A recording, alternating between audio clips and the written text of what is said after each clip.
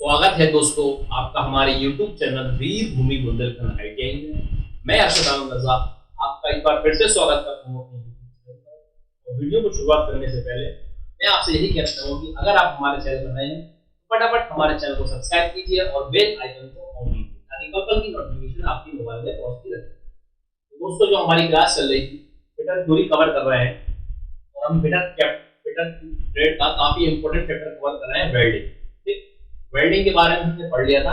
Welding जो हमने last class ली थी, हमने वेल्डिंग उपकरण पढ़ा है। ठीक है, वेल्डिंग एडवांटेज डिसएडवांटेज सब हमारे हो चुके थे। कौन से सेफ्टी वाले हमने पढ़ लिए थे। वेल्डिंग उपकरण जो पार्ट चल रहा था उसके दो तीन उपकरण और रह गए और ये वेल्डिंग उपकरण भी आपका खत्म हो गया। ठीक, कल जो हमने लास्ट छोड़ा था टॉपिक वो था शायद मेरे ख्याल से पाइप यानी रेती का हमने यूज पढ़ा था। आज जो हमारा नया है टूल्स वो है हमारा स्क्राइबर। क्या नाम है? स्क्राइबर, जो कि इस प्रकार का होगा। जो मैंने आपके सामने डायग्राम बनाया है ये स्क्राइबर है। ये स्क्राइबर होता क्या है, किस काम में आता है वो जान लेते हैं। स्क्राइबर क्या होता है, इसका एक भाग नुकीला होता है। तो ये भाग जो आपको दिख रहा है एक भाग नुकीला होता है जबकि दूसरा भाग मुड़ा हुआ होता है। तो ये आपको भाग दिख रहा होगा, इसको हम बोलते हैं स्क्राइबर। अब ये काम क्या आता है, ये काम हमारा ये वहां आता है जैसे हमें कहीं वेल्डिंग करनी है तो हमें उस जॉब के में मार्किंग करनी है। मान के चलिए कोई वर्क पीस है, दो वर्क पीस है, इनको आपस में आपको जोड़ना है या कुछ भी करना हो, ठीक है, या इसको जोड़ना है, इस भाग पे आपको वेल्डिंग करना है इस बात, ठीक है। तो आप स्क्राइबर की सहायता से उस पर आप मार्क कर लो कि यहाँ यहाँ यहाँ यहाँ यहाँ हमें वेल्डिंग करना है। मार्क कर लेंगे, निशाना बना लेंगे, तो इसका यूज हम स्क्राइबर करते हैं। तो इसके द्वारा हम स्क्राइबर का यूज करते हैं। कभी कभी क्या होता है पेपर में, क्या होता है आपके सामने डायरेक्ट डायग्राम बन किया जाएगा। इसको क्या कहा जाता है, ये आपके सामने जो डायग्राम दिख रहा है वो क्या है, ये इस प्रकार का स्क्राइबर है, ठीक है ना। इंग्लिश नेम ज्यादा पूछता है आपसे, रेची कहते हैं, जो मैंने आपको पढ़ाई थी रेती, तो रेती नहीं पूछेगा, इंग्लिश में बोलते हैं फाइल, हथौड़े को बोलते हैं हैमर।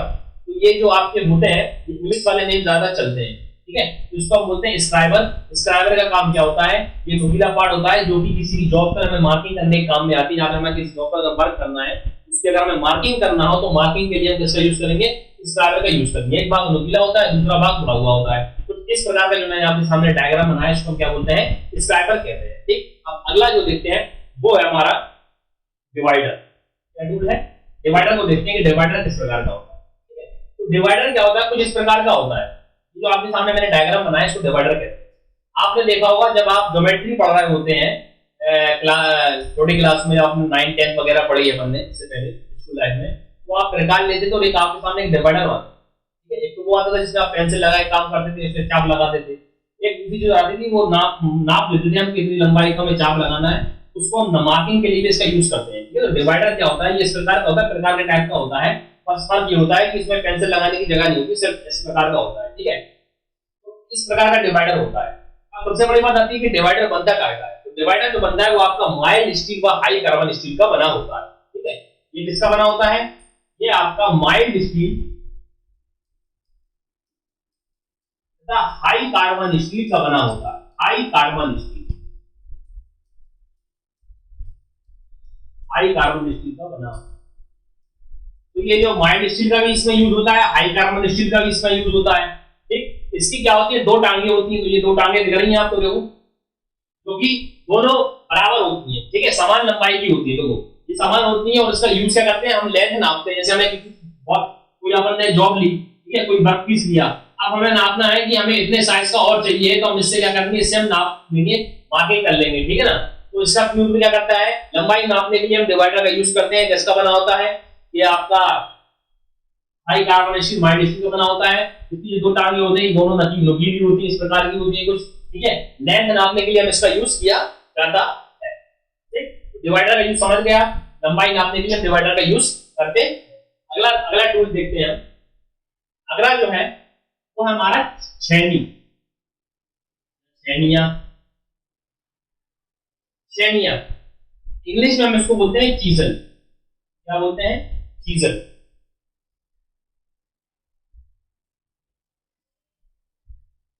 ठीक है। तो इसका जो एक भाग जो होता है, ये भाग कहलाता है शीर्ष और ये इसका कहलाता है नुकीला भाग। अब छेनी का यूज हम कहाँ करते हैं? छेनी का यूज हम वस्तु को काटने के लिए, मतलब कोई अपन से आपने देखा होगा जब हम कोई लकड़ी लेते हैं, लकड़ी पे हम जब काटना पड़ता है तो हम छेनी यूज करते हैं, ठीक है। तो छेनी जो होती है वो कई प्रकार की होती है, इसका कोई मिनिमम साइज नहीं होता, तरह तरह की साइज की आती है, इसका कोई निश्चित माप नहीं होती, ये बात ध्यान रखना, ठीक है। हर प्रकार की छेनी मार्केट में उपलब्ध है, और ये काय की बनी होती है, ये ध्यान रखिएगा, ये भी हाई कार्बन स्टील की बनी होती है। किसकी बनी होती है? हाई कार्बन स्टील की बनी होती है, ठीक है।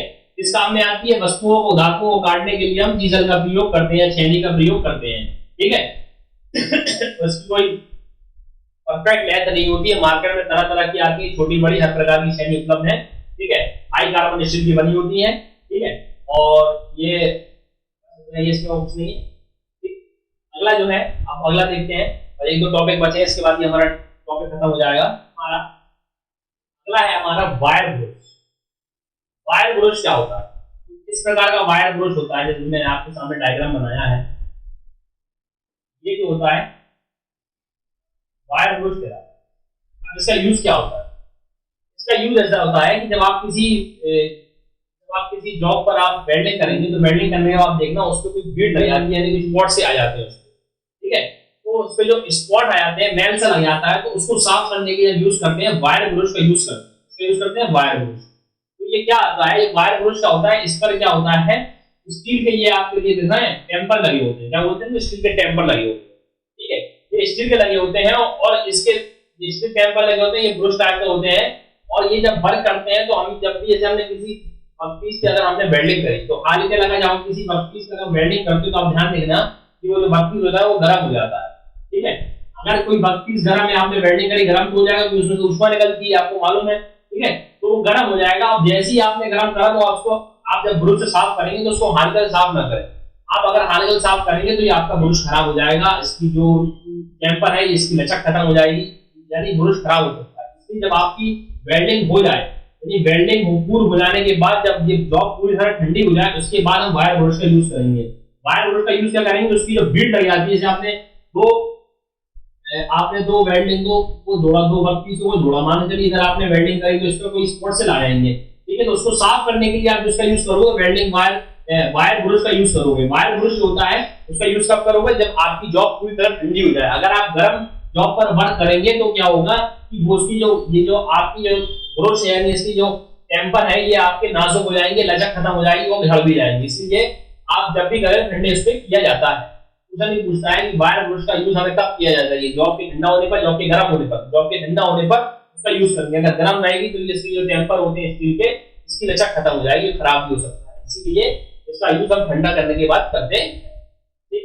अब जो आता है हमारा अगला, वो आता है हमारा चिपिंग हैमर, ठीक। चिपिंग हैमर क्या होता है? अगला हमारा जो है वो हमारा है चिपिंग हैमर। इससे पहले हमने एक हैमर पढ़ा था, वो यूज अलग था, ये इसका नाम चिपिंग हैमर है। देखो इसका साइज भी अलग होता है, ये देखिए थोड़ा पतला टाइप का है, ठीक है। ये वाला जो हैमर कहलाता है पतला टाइप का, उसको कहते हैं चिपिंग हैमर। इसका काम क्या होता है? इसका काम ये होता है कि जो आप जब वेल्डिंग करते हैं, वेल्डिंग करने के बाद जिस पर आपने वर्क किया है, तो उस पर क्या है, फ्लक्स जम जाता है।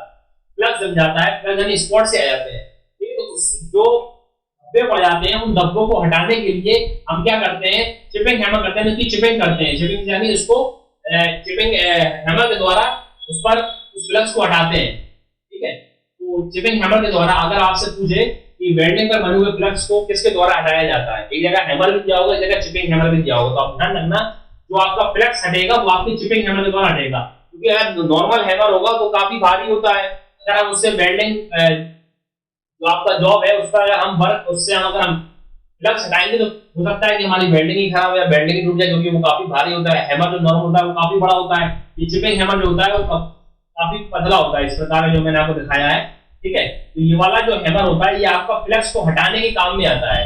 फ्लक्स क्या होता है, ठीक है। तो फ्लक्स को हटाने के काम में आता है, जो स्पॉट बन जाता है उसको आपको हटाने के लिए उसकी चिपिंग करनी पड़ती है। चिपिंग मतलब उसको साफ करना है, उसको हटाना, तो उसके लिए हम चिपिंग हैमर का प्रयोग करते हैं, ठीक। अब जो अगला आता है वो हमारा आता है टोंग्स, ठीक है। टोंग्स क्या होता है? टोंग्स को देखते जो हमारा पार्ट है, जो हमारा उपकरण है, वो हमारा है टोंग्स। क्या है? टोंग्स। अगर टोंग्स को हम हिंदी भाषा में, अपनी भाषा में कहें तो हम बोलते हैं संसी,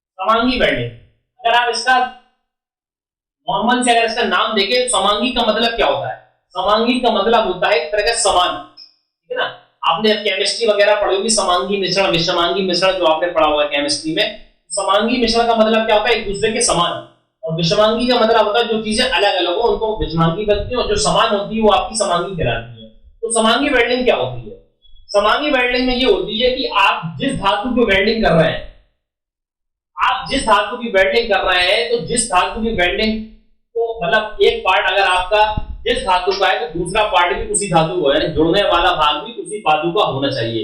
यानी अगर आप माइल्ड स्टील की वेल्डिंग कर रहे हैं तो माइल्ड स्टील की वेल्डिंग की दोनों पार्ट होने चाहिए, नहीं कि एक माइल्ड स्टील का हो दूसरा एल्यूमिनियम का हो, ये समांगी वेल्डिंग नहीं कहलाएगी। यानी एक ही धातु की जो वेल्डिंग की जाती है उसको हम क्या बोलते हैं? समांगी वेल्डिंग कहते हैं। क्या कहेंगे? एक ही धातु की, इसको नॉर्मल में क्या कर सकते हैं? एक ही धातु की वेल्डिंग क्या कहलाएगी? समांगी वेल्डिंग कहलाएगी, क्योंकि इसके नाम में ही समांगी लगा है। और आप समझ सकते हैं कि समांगी का मतलब क्या होता है? समांगी का मतलब होता है समान रूप से, एक दूसरे के समान, ठीक है ना। अगर माइल्ड स्टील की वेल्डिंग कर रहे हैं तो दोनों तरफ माइल्ड स्टील की वेल्डिंग होनी चाहिए, दोनों पार्ट जो होंगे, दोनों जॉब जो होंगे वो आपके माइल्ड स्टील हो जाएंगे। एल्यूमिनियम कर रहे हैं, दोनों एल्यूमिनियम के होना चाहिए, तो ये आपके समांगी वेल्डिंग में आते हैं। इसमें आते हैं, समांगी वेल्डिंग में आते हैं, ठीक। अब जो आता है कि इसमें कौन कौन सी वेल्डिंग आती है, तो समांगी वेल्डिंग में आपकी जो आती है, ये ध्यान रखना, फोर्स वेल्डिंग। फोर्स वेल्डिंग जो है वो एक तरह की कौन सी वेल्डिंग है? समांगी वेल्डिंग। कौन सी वेल्डिंग? Force welding. दूसरी आपकी आती है गैस वेल्डिंग। गैस वेल्डिंग आपकी कैसी है? समांगी वेल्डिंग है। ये जो मैं सामने लिख रहा हूं ये आप नोट कर लीजिए, समांगी वेल्डिंग में कौन कौन सी वेल्डिंग आती है। और तीसरी आपकी होती है आर्क वेल्डिंग। आर्क वेल्डिंग की आगे किसके पार्ट में आती है? ये आपकी आती है, ये तीनों वेल्डिंग जो आती है वो आपकी समांगी वेल्डिंग में आती है। समांगी वेल्डिंग मैंने आपको बताया, समांगी वेल्डिंग क्या होती है? ऐसी वेल्डिंग इसमें जो ऐसी वेल्डिंग जिसमें दो समान धातुओं को आपस में वेल्डिंग द्वारा जोड़ा जाता है। समान धातु होंगी जिनको वेल्डिंग द्वारा आपस में जोड़ा है, उसी को हम समांगी वेल्डिंग। यानी अगर हम माइल्ड स्टील की वेल्डिंग कर रहे हैं तो दोनों पार्ट होने चाहिए, माइल्ड स्टील होने चाहिए। अगर एल्यूमिनियम पे जोड़ना है दोनों एल्यूमिनियम होने चाहिए, ठीक है ना। यानी धातु जो हो वो आपकी दोनों समान हो, इसलिए हम उसको समांगी वेल्डिंग कहते हैं, ठीक है। समान रूप से एक ही धातु की एक वेल्डिंग समांगी वेल्डिंग कहलाती है। समांगी वेल्डिंग में कौन कौन से पार्ट आते हैं? तो force welding, gas welding, arc welding, ये सब कौन से में आते हैं? समांगी वेल्डिंग में आते हैं, ठीक। अब जो दूसरी आती है वो आपकी आती है विषमांगी वेल्डिंग, ठीक। अगर देखते हैं, ये मैंने आपको बता दी समांगी वेल्डिंग के बारे में। अब हम देखते हैं विषमांगी। समांगी वेल्डिंग हमने पढ़ लिया। अब जो आपकी दूसरी होती है, जब जोड़ने वाली धातु के आधार पर कर रहा है, ये वाली, ठीक है। अब दूसरा जो होता है वो आपका होता है विषमांगी वेल्डिंग, ठीक। तो मैंने आपको बताया कि समांगी और विषमांगी का मतलब क्या होता है। समांगी का मतलब होता है समान और विषमांगी का मतलब अलग, ठीक है ना। अब इसमें क्या होगा?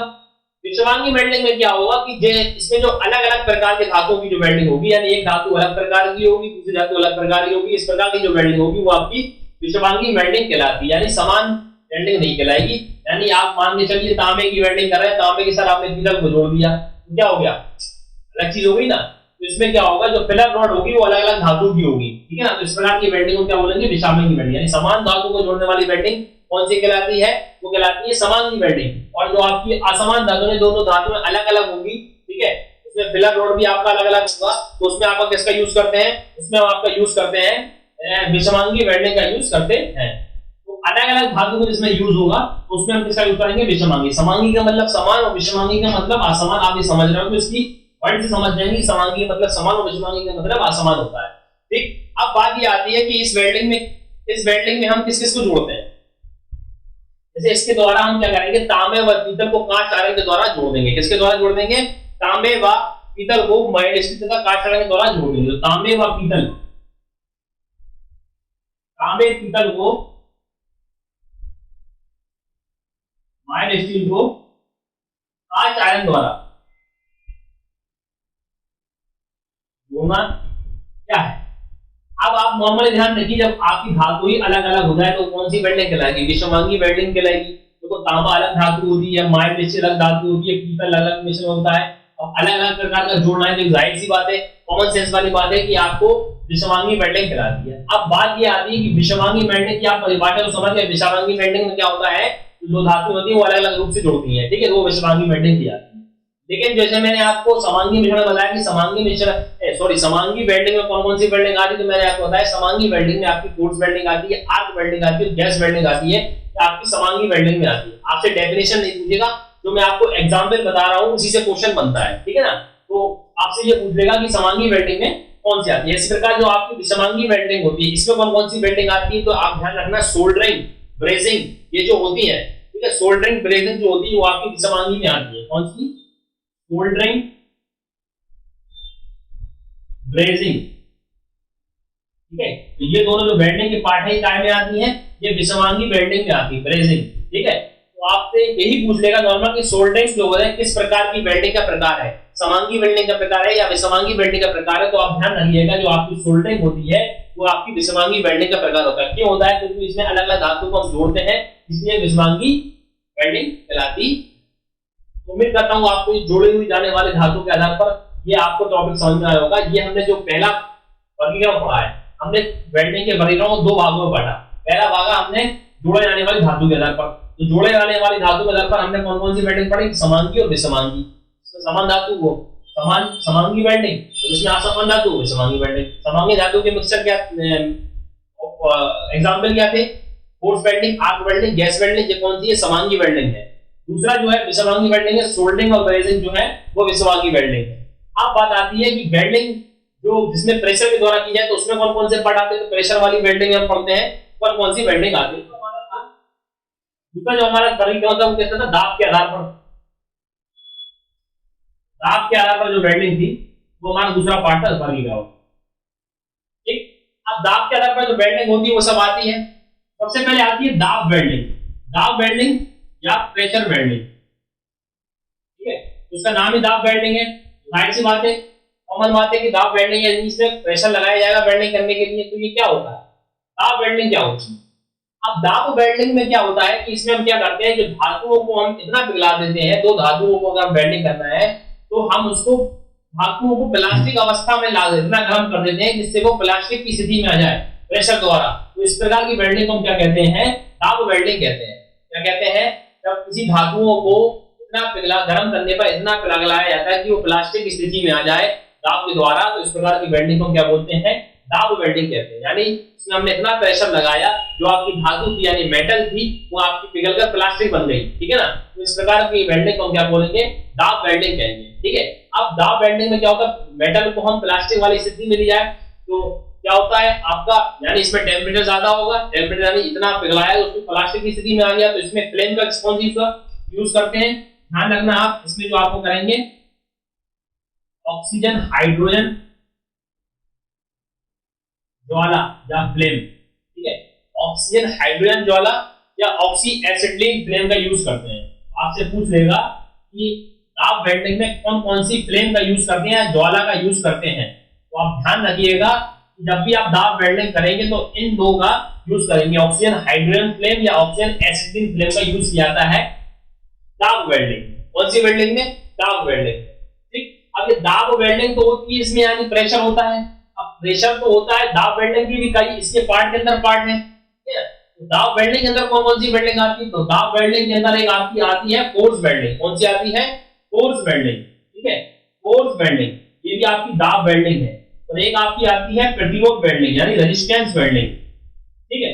तो ये दो प्रकार की वेल्डिंग है जो आपकी प्रेशर के द्वारा की जाती है। यानी प्रेशर वेल्डिंग के पार्ट के अंदर दो पार्ट आते हैं, एक आपका आता है फोर्स वेल्डिंग और एक आपका आता है प्रतिरोध वेल्डिंग, ठीक है। दाब वेल्डिंग होती क्या है, दाब वेल्डिंग वे होती है जिसमें हम क्या करते हैं, धातुओं को इतना गर्म करते हैं ताकि वे अपनी प्लास्टिक स्थिति में आ जाए, प्लास्टिक अवस्था में आ जाती है। तो इस प्रकार की वेल्डिंग यानी इतना प्रेशर लगाते हैं जिससे वो प्लास्टिक स्थिति में आ जाती है। तो दाब वेल्डिंग में कौन सी ज्वाला फ्लेम का यूज करते हैं, तो आप ध्यान रखिएगा ऑक्सीजन हाइड्रोजन फ्लेम या oxy acetylene, oxy acetylene flame का यूज करते हैं। किसका यूज करते हैं, ऑक्सी एसिटिलीन फ्लेम का यूज करते हैं दाब वेल्डिंग में। दाब वेल्डिंग की जो मैंने आपको प्रकार बताए हैं वो आपको बताया, हालांकि दाब वेल्डिंग में कौन से मेन था, एक बताया मैंने फोर्स वेल्डिंग और प्रतिरोध वेल्डिंग। अब प्रतिरोध वेल्डिंग की भी काफी पार्ट होते हैं, लेकिन जो मेन पार्ट होता है वो दाब वेल्डिंग के अंदर आता है। जब हम इसके अंदर डीपली पढ़ेंगे तो प्रतिरोध वेल्डिंग पढ़ेंगे, तो प्रतिरोध वेल्डिंग की भी काफी पार्ट होते हैं, ठीक है ना। तो हर बारे में हर किसी जानकारी थोड़ी थोड़ी जानकारी लेना आपको आवश्यक है, ठीक है। तो फोर्स वेल्डिंग लेते हैं, तो फोर्स वेल्डिंग पढ़ते हैं कि फोर्स वेल्डिंग किस प्रकार की जाती है और क्या होती है फोर्स वेल्डिंग। इसके बाद हम पढ़ेंगे रेजिस्टेंस वेल्डिंग या प्रतिरोध वेल्डिंग, ठीक है ना। तो हम देखते हैं दाब वेल्डिंग में फोर्स वेल्डिंग क्या, तो हमारी है फोर्स वेल्डिंग। फोर्स वेल्डिंग क्या होती है? ये वाली जो वेल्डिंग है ये काफी पुरानी वेल्डिंग तकनीक है, ठीक है ना। सबसे पुरानी विधि यानी फोर्स वेल्डिंग जो है वो आपकी प्रेशर की सबसे पुरानी तकनीक यानी पुरानी वेल्डिंग है। इसमें हम क्या करते हैं कि जो जिस धातु की हमें वेल्डिंग करना है, जिस धातु की हमें वेल्डिंग करना है, या मान लीजिए जो धातु की वेल्डिंग करना है, तो उसको हम क्या करेंगे, उसको हम भट्टी में डाल देंगे। क्या डाल देंगे? भट्टी में डाल देंगे। भट्टी में डालने के बाद उसको इतना गर्म करेंगे ताकि वो धातु अपने आप प्लास्टिक अवस्था में आ जाए, ठीक है। जब वो प्लास्टिक अवस्था में आ जाती है, इतनी गर्म हो जाती है, तो फिर उसको हम हैमर के द्वारा प्रेशर लगा के उसको जोड़ देते हैं। इसके द्वारा प्रेशर लगा के हम जोड़ देते हैं, क्योंकि हमने दाब वेल्डिंग की परिभाषा क्या पढ़ी? दाब वेल्डिंग हमने परिभाषा ये पढ़ी कि जिसमें धातु को इतना पिलाया जाए कि इससे वो प्लास्टिक स्थिति में आ जाए और प्रेशर के द्वारा हम उसको जोड़ दें, इसको हम दाब वेल्डिंग कहते हैं। तो फोर्स वेल्डिंग जो है वो आपकी काफी पुरानी विधि है। इसमें हम क्या करते हैं, जिस धातु को जोड़ना होता है उसको सबसे पहले हम भट्टी में डाल देंगे। भट्टी में उसको इतना गर्म करेंगे ताकि वो अपनी प्लास्टिक की स्थिति में आ जाए। प्लास्टिक स्थिति में गर्म होने के बाद फिर हम उसको हैमर के द्वारा उसको दाब लगा के उसको आपस में जोड़ देते हैं। इतना गर्म करते हैं इसी आपस में दाब द्वारा हम इसको इतना प्रेशर लगाते हैं ये आपस में जुड़ जाती है, ठीक है। तो ये फोर्स वेल्डिंग कराती है। अब बात आती है कि फोर्स वेल्डिंग के द्वारा कौन कौन से जोड़ बनाए जाते हैं, कौन कौन से जोड़ जोड़े जाते हैं। तो आप ध्यान रखना, फोर्स वेल्डिंग जोड़ा बी जोड़, ई जोड़। अभी हम वेल्डिंग ज्वाइंट ही पढ़ेंगे, तो आप ध्यान रखना, आप ये नोट कर लीजिए कि फोर्स वेल्डिंग द्वारा कौन कौन से जोड़ पढ़ाए जाते हैं। तो बी जोड़, टी जोड़, लैप जोड़,